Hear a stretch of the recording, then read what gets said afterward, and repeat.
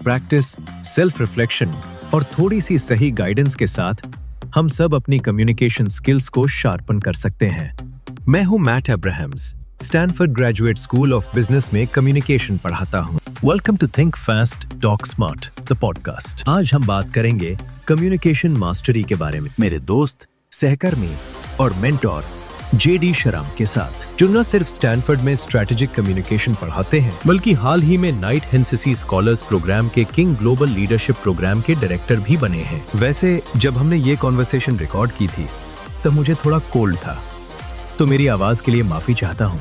Welcome JD. Thanks mat, यहाँ आकर बहुत अच्छा लग रहा है। तो जेडी, मुझे पता है कि आपकी नई किताब आने वाली है, communicate with mastery, speak with conviction and right for impact. तो चलिए वहीं से शुरू करते हैं। आपके लिए मास्टरी का मतलब क्या है? मुझे डैन पिंक की किताब ड्राइव में दी गई मास्टरी की डेफिनेशन बहुत पसंद है। वो कहते हैं, mastery is getting better and better at something that matters, यानी उस चीज में लगातार बेहतर होते जाना जो आपके लिए वाकई मायने रखती है, तुम्हारे लिए, मेरे लिए और उन सारे लीडर्स के लिए जिनके साथ हमें काम करने का मौका मिलता है। कम्युनिकेशन वही चीज है जो वाकई मायने रखती है, और सच्चाई ये है कि कम्युनिकेशन में परफेक्शन कभी हासिल नहीं हो सकता। कोई भी स्पीच कितनी भी शानदार हो, रिपोर्ट कितनी भी कंसाइज हो, हम हमेशा उसे थोड़ा और बेहतर बना सकते हैं। इसलिए मास्टरी मेरे लिए एक एस्पिरेशन है, एक ऐसा गोल जिसकी तरफ हम बार बार थोड़ा थोड़ा बढ़ते जाते हैं पर पूरी तरह वहां कभी पहुंच नहीं पाते। और यही इस किताब की फिलॉसफी भी है, कैसे हम समय के साथ खुद को रिफाइन करते रहें, हर बार थोड़ा और बेहतर बनते जाएं, ये जानते हुए कि परफेक्शन शायद कभी पॉसिबल नहीं, लेकिन ग्रोथ का प्रोसेस ही असली जर्नी है। और मुझे लगता है जेडी कि उस मास्टरी तक पहुंचने की कोशिश ही असली रिवॉर्ड है। यानी मास्टरी खुद नहीं बल्कि मास्टरी की तरफ जो एफर्ट लगती है वही सबसे बड़ा फायदा है। सही कहा ना? बिल्कुल सही कहा। अगर कोई लीडर सेल्फ रिफ्लेक्टिव हो और पीछे मुड़कर देख सके कि उसने कितनी ग्रोथ की है, तो वही प्रोसेस सबसे ज्यादा इंस्पायरिंग और सेटिस्फाइंग होता है। वो जर्नी, चाहे वो किसी एक स्पीच की तैयारी हो या किसी डेक या लेटर पर काम, वो प्रोसेस खुद ही सबसे बड़ा रिवॉर्ड है। देखिए, आपने अभी सेल्फ रिफ्लेक्शन की जो बात की ना, मुझे लगता है वो किसी भी कम्युनिकेशन की सक्सेस के लिए बहुत जरूरी है, खासकर जब हम मास्टरी की तरफ बढ़ रहे हो। मैं थोड़ा क्यूरियस हूँ, क्या आपके पास ऐसे इंसाइट्स या एक्सपीरियंसेस हैं जहां आपने कम्युनिकेशन को ऑडियंस की जरूरतों के हिसाब से एडजस्ट या अडेप्ट किया हो? दो बातें दिमाग में आती हैं। पहली, मुझे लगता है कि किसी भी लीडर के लिए सबसे जरूरी है कि वो वही मैसेज डिलीवर करे जिसकी ऑडियंस को सच में जरूरत है, ना कि सिर्फ वो जो खुद कहना चाहता है। बिल्कुल सही कहा। मतलब कई बार लीडर जो कहना चाहता है उससे ज्यादा जरूरी होता है वो जो ऑडियंस सुनना चाहती है। इसलिए इफेक्टिव कम्युनिकेटर बनने के लिए हमें अपने मैसेज की डिजाइन और डिलीवरी दोनों को ऑडियंस सेंट्रिक बनाना चाहिए। अब यहाँ एक इंटरेस्टिंग चीज होती है, ऑडियंस को पढ़ते वक्त हम कई बार गलत भी समझ सकते हैं। जैसे हमें लग सकता है कि लोग बोर हो रहे हैं जबकि वो पूरी अटेंशन से सुन रहे होते हैं, या फिर उल्टा, हमें लगे कि सब बहुत ध्यान दे रहे हैं पर असल में उनका माइंड कहीं और है। तो जब मैं अपनी कम्युनिकेशन डिजाइन करता हूँ, मैं ऑडियंस के बारे में बहुत सोचता हूँ, उनकी जरूरतें क्या हैं, माइंडसेट क्या है और उन्हें क्या वैल्यू मिलेगी। लेकिन जब मैं डिलीवरी करता हूँ तब मैं ऑडियंस के रिएक्शंस को ऑब्जर्व करता हूँ, मगर हर चीज को ओवर इंटरप्रेट नहीं करता, क्योंकि सच तो ये है कि हमें ऑडियंस के दिमाग की पूरी पिक्चर कभी नहीं मिलती। तो अगर मुझे गेस करना ही पड़े तो मैं ऐसा इंटरप्रिटेशन चुनूंगा जो मुझे एनकरेज करे, जैसे वो ध्यान से सुन रहे हैं, ना कि वो बोर हो गए हैं। इसलिए डिलीवरी और डिजाइन दोनों फेज में ऑडियंस पर ध्यान देना जरूरी है। बस इतना ध्यान रहे कि बोलते वक्त हम अपने मन में जरूरत से ज्यादा कहानियां ना बना ले। मुझे आपका ये डिस्टिंक्शन बहुत पसंद आया। कंटेंट डिजाइन करते वक्त ऑडियंस के लिए काम करना, लेकिन डिलीवरी के मोमेंट में थोड़ा अलग नजरिया रखना। बिल्कुल, एग्जैक्टली वही। तुम्हारी ऑडियंस वाली कहानी सुनकर मैं मुस्कुरा रहा हूँ जेडी, क्योंकि ऐसा मेरे साथ भी हुआ है। एक बार मेरी क्लास में एक स्टूडेंट था, मैं बोल रहा था और वो लगातार सिर हिला रहा था। मैंने सोचा, वाह क्या कनेक्शन बन रहा है हमारे बीच। लेकिन फिर क्या हुआ, उसका पेन नीचे गिर गया। वो झुका उठाने के लिए और तभी मैंने देखा कि उसकी हुडी के अंदर ईयरबड्स लगे हुए थे। वो मेरी एक भी बात नहीं सुन रहा था। तो तुम्हारा ये कहना बिल्कुल सही है, जो हम देखते हैं वो हमेशा सच्चाई नहीं होती। ऑडियंस को पढ़ना ट्रिकी हो सकता है।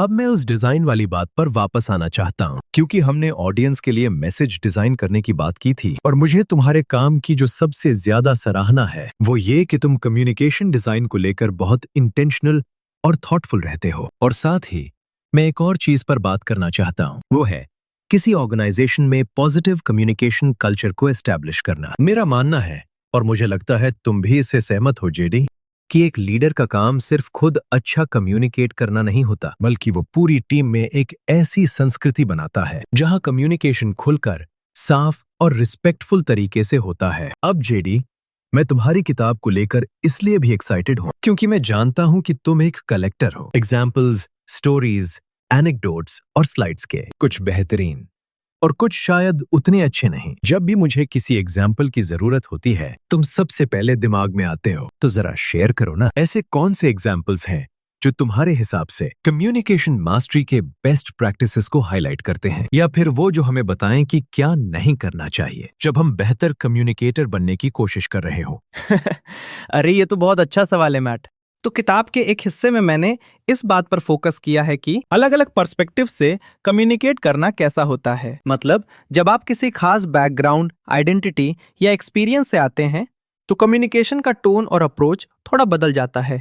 उदाहरण के लिए मैंने एक पूरा सेक्शन रखा है LGBTQ लीडर्स के लिए, क्योंकि एक ओपनली गे लीडर के रूप में मैंने देखा है कि अपनी आइडेंटिटी के साथ ऑथेंटिक रहकर कम्युनिकेट करना कितना एम्पावरिंग और इम्पैक्टफुल हो सकता है। फिर मैंने एग्जीक्यूटिव प्रेजेंस फॉर वुमेन पर भी लिखा है, जो एलिसन क्लूगर और स्टेफनी सोलारा के काम से इंस्पायर्ड है। उसमें यह बताया गया है कि किन रिसोर्सेज से वुमेन प्रोफेशनल्स अपनी एग्जीक्यूटिव प्रेजेंस को स्ट्रांग बना सकती हैं और किन चीजों से उन्हें बचना चाहिए। इसके अलावा एक बहुत दिलचस्प सेक्शन है communicating as a military veteran. IGNIT program और ब्रेक लाइन इनिशिएटिव के जरिए मैंने कई वेटरन्स के साथ काम किया है जो मिलिट्री लाइफ से निकलकर सिविलियन करियर की तरफ बढ़ रहे थे। उनमें से कई लोगों ने अपने अनुभव, स्ट्रगल और कम्युनिकेशन के तरीके मेरे साथ शेयर किए। कैसे डिसिप्लिन, हायरार्की और लैंग्वेज जैसे फैक्टर्स उनके नए कामकाजी माहौल में रोल प्ले करते हैं। और ये सुनना बहुत इंस्पायरिंग था, क्योंकि उनमें से कई लोगों ने कहा, जेडी, हमने पहली बार कहीं पढ़ा है कि हमारे जैसे लोगों की कम्युनिकेशन जर्नी को समझा गया है। वो बहुत ग्रेटफुल थे कि उनकी कहानी किसी किताब में, किसी फ्रेमवर्क में दर्ज हुई, और ऑनेस्टली उनके एक्सपीरियंसेस को कलेक्ट करना और फिर उन्हें वापस शेयर करना, वो मेरे लिए इस किताब लिखने का सबसे रिवॉर्डिंग हिस्सा था। मुझे ये जानकर बहुत अच्छा लगा जेडी कि तुम्हारी किताब सिर्फ जनरल कम्युनिकेशन टिप्स नहीं देती, बल्कि अलग अलग लोगों के यूनिक एक्सपीरियंसेस को भी एड्रेस करती है। यानी हर कोई अपने हिसाब से अपनी कम्युनिकेशन मास्टरी की जर्नी पर काम कर सकता है। अब बताओ, क्या कुछ ऐसे खास टूल्स या एक्सरसाइज है जो तुम रेकमेंड करते हो जिनसे कोई अपनी कम्युनिकेशन स्किल्स को बेहतर बना सके? हाँ बिल्कुल है, कई सारे एक्चुअली, लेकिन मैं 2 पर फोकस करूंगा। पहला, ये फिर से उसी कॉन्सेप्ट पर आता है जो हमने पहले डिस्कस किया था, इटरेशन, यानी बार बार प्रैक्टिस करके बेहतर होते जाना। किताब में हमने कई एग्जांपल्स दिए हैं सेल्फ एडिटिंग के, कैसे आप अपनी राइटिंग खुद इंप्रूव कर सकते हैं। मेरी को ऑथर कैरा लेवी, जो स्टैनफोर्ड GSB में कम्युनिकेशन कोच हैं, उन्होंने इसमें बहुत मदद की।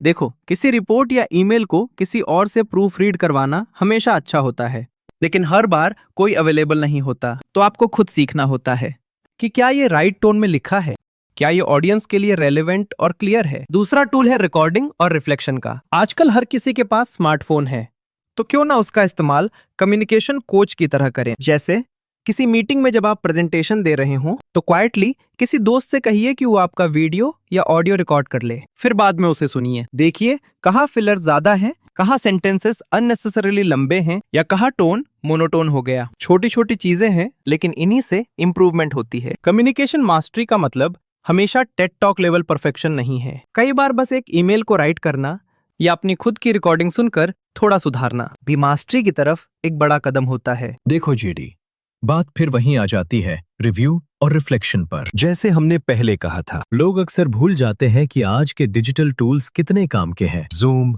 वेबएक्स, स्काइप, इन सब में रिकॉर्डिंग का फीचर होता है। आप अपनी प्रेजेंटेशन या मीटिंग रिकॉर्ड कर सकते हैं, फिर खुद बैठकर सुनिए, देखिए कैसा टोन था, कहाँ पॉज लिया, कहाँ ज्यादा बोल दिया। थोड़ा अनकंफर्टेबल जरूर लगता है अपनी रिकॉर्डिंग सुनना, पर बिलीव मी, ये बेहद हेल्पफुल एक्सरसाइज है। अब जेडी, एक कन्फेशन है, मुझे तुमसे एक चीज पर बहुत जेलसी होती है, तुम्हारा बुक कलेक्शन वो वाकई अनमैच है। मैंने भी कोशिश की तुम्हारे लेवल तक पहुंचने की, लेकिन तुम्हारे शेल्व्स तो लिटरली एक ट्रेजर है। तुम हमारे फील्ड में और उससे बाहर भी बहुत पढ़े लिखे लोगों में से हो, तो बताओ ना, इन दिनों क्या पढ़ रहे हो और वो किताबें तुम्हारे काम या सोच पर कैसे असर डाल रही हैं?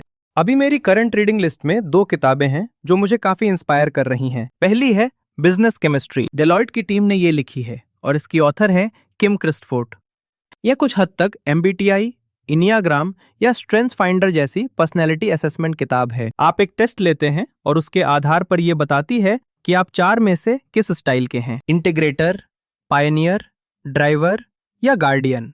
इसमें सबसे दिलचस्प बात यह है कि ये सिर्फ आपकी स्ट्रेंथ्स या वीकनेस नहीं बताती, बल्कि ये भी समझाती है कि आप दूसरे लोगों से कैसे इंटरेक्ट करें। जैसे अगर मैं ड्राइवर हूं और सामने वाला इंटीग्रेटर है, तो हमारी कम्युनिकेशन कैसे बेहतर हो सकती है। इससे टीम कम्युनिकेशन और सेल्फ अवेयरनेस दोनों बेहतर होते हैं। मुझे ये किताब इतनी पसंद आई है कि शायद मैं इस पर एक पूरा कोर्स भी डिजाइन करूं भविष्य में।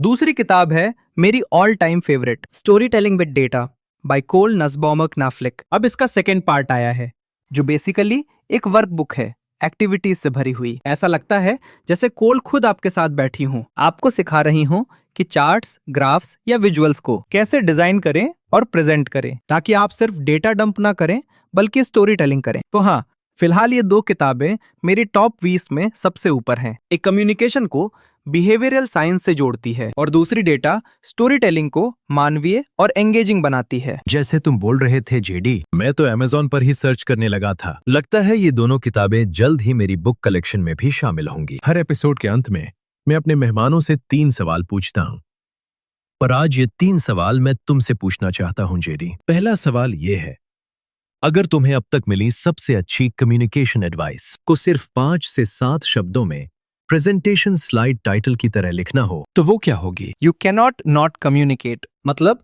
चाहे मैं एक ईमेल लिखूं या जवाब देने में 1 दिन लगा दूं, चाहे मीटिंग में बोलूं या चुप रह जाऊं, चाहे मैं मुस्कुराऊं या आह भरूं, हर एक चीज कम्युनिकेशन ही है। हम चाहते या नहीं, हम हर पल कुछ न कुछ कम्युनिकेट कर रहे होते हैं। तो क्यों ना उस कम्युनिकेशन की ओनरशिप लें और इसे कॉन्शियसली उस डायरेक्शन में ले जाएं जहां हम चाहते हैं, बजाय इसके कि चीजें अपने आप डिफॉल्ट में जाएं।